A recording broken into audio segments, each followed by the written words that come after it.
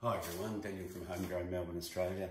Thought I'd do a quick little update on how my mead's going. So back around early mid-February, put together a video on making mead with my honey that I got out of my hive.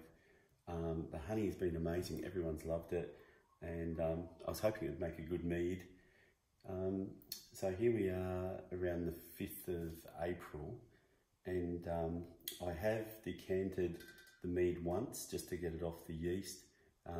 There's some yeast formed again, so I'm just taking a second decantering, only this time I'm putting some into a 1 litre bottle that has a cork on it, and I've got another apple juice 2 litre bottle just to put the rest into to free up my demijohn. I've taken about 350 grams, somewhere around there, of honey, which is about a cup of honey, and I'm going to try backfilling or back sweetening my 1 litre mead. So just as a bit of an experiment. So I'm loving the colour. So this mead was about 1.6 kilos of honey to probably just under 4 litres of water. We also put a cinnamon stick, a clove, and an orange in there, which has all come out now. And so yeah, I just thought I'd do a little taste. So this will be my 3rd tasting, and you can definitely smell the cinnamon, the alcohol, and there's a bit of a citrus fragrance from the orange as well. So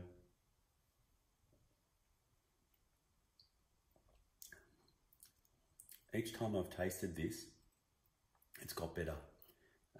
So it was about 2 weeks ago when I tasted it last, and maybe about 2 weeks before that. The first time I tasted it, it was very rough. And it's starting to mellow. Yeah, so it should keep getting better and better. I was really worried there was just no sweetness at all originally. But I don't know how this is possible, but it's quite pleasant now, and you can get a little bit of the sweetness coming through. But I think it would definitely benefit from a bit more honey. Starting to think maybe I'm putting too much in, but let's see how it goes. This bottle's got a cork in it, so hopefully, and I'll just release the pressure out of it if it gets a bit of fermentation going again. But hopefully it'd blow the cork out before it blew the bottle up. So that was my grand plan. So this honey's so thick, so I'm not sure how I'm going to go here. It might take a while to run through.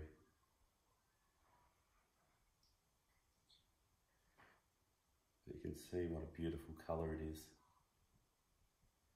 We had a lot of gum trees that were in flower around the area, some tea tree, and just all the regular flowers. I have herbs like lavender and oregano and basil, and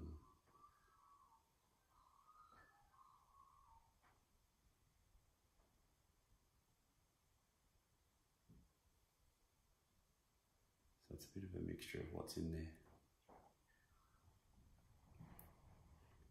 And this is going to be an all-day exercise, just letting that run through.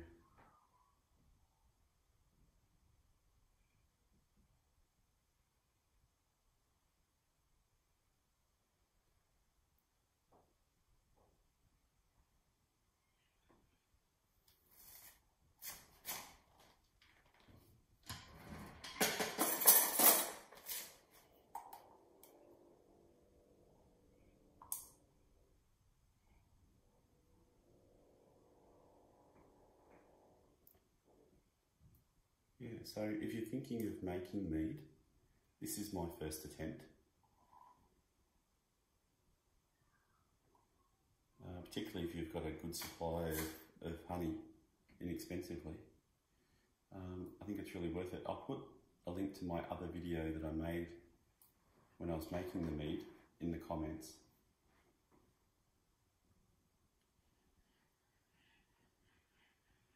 there are plenty of other YouTube videos out there.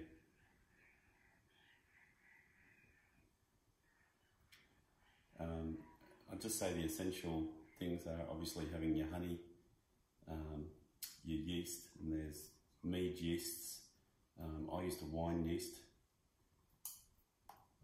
I've since bought some Mead yeast, so my next batch I'll be using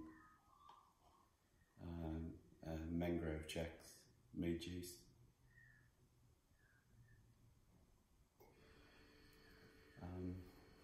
Obviously you need a demijohn.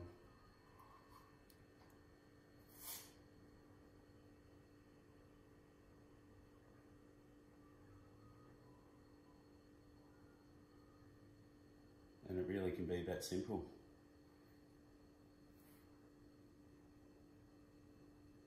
A couple of demijohns helps you do the decanting to get it off the yeast. I put this in the fridge, brought the temperature right down to try and stop the fermentation.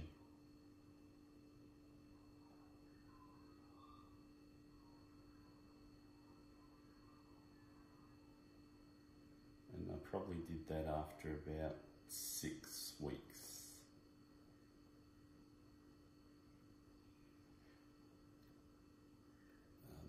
I really didn't want to put anything in there to kill off fermentation. I'm trying to keep it as natural as possible.